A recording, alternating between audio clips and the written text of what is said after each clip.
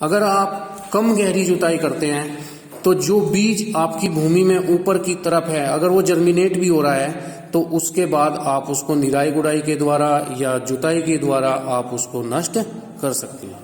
उसके बाद आता है गर्मियों में परती रखना, यानी कि गर्मी में आप मिट्टी को, जो आपकी ऊपर की मिट्टी है उसकी जुताई कम से कम करें, भूमि को ऐसे ही परत रहने दें।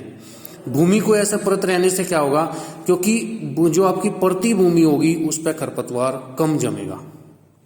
और अगर आप उसमें निराई गुड़ाई करोगे, अच्छा वायु संचार होगा, सूर्य का प्रकाश मिलेगा, नमी मिलेगी, अच्छी निराई गुड़ाई करेंगे तो खरपतवार उसमें अधिक मात्रा में उगेगा।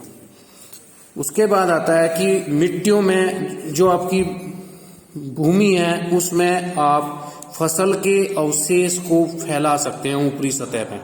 अगर आप उसको फैला देते हैं तो उससे भी खरपतवार नियंत्रित हो जाता है। जैसे हम गन्ने की फसल में सूखी पत्ती को जमीन पे फैला देते हैं। नेक्स्ट पॉइंट आता है कि फसलों के बोने का जो समय है वो निश्चित हो, यानी कि हम फसल को एक निश्चित समय पर बोए ताकि फसल को पर्याप्त समय मिले अपनी वृद्धि और विकास करने का, तो हम खरपतवारों को नियंत्रित कर सकते हैं। जैसे हम बहुत सी फसलों की लेट बुआई करते हैं तो लेट बुआई करने से हमारे खरपतवार जल्दी जमते हैं, क्योंकि फसल के पौधे जमने से पहले खरपतवार का पौधा तैयार हो जाता है, तो इसलिए हम समय पे बुआई करें।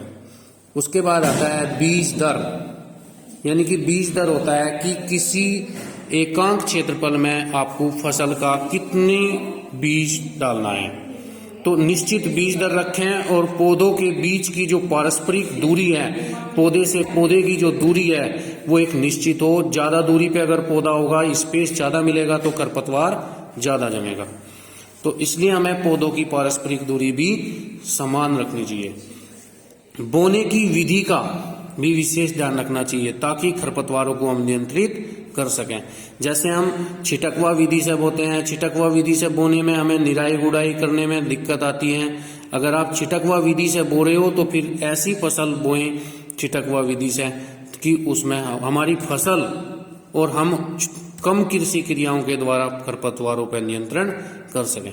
अगर आप पंक्ति विधि से बुआई करते हैं तो पंक्ति विधि में आपको बीच में निराई गुड़ाई करने का स्थान मिल जाता है और उसमें आसानी भी रहती है। फिर बात आती है कि बोने की दिशा, यानी कि जब हम फसल की बुआई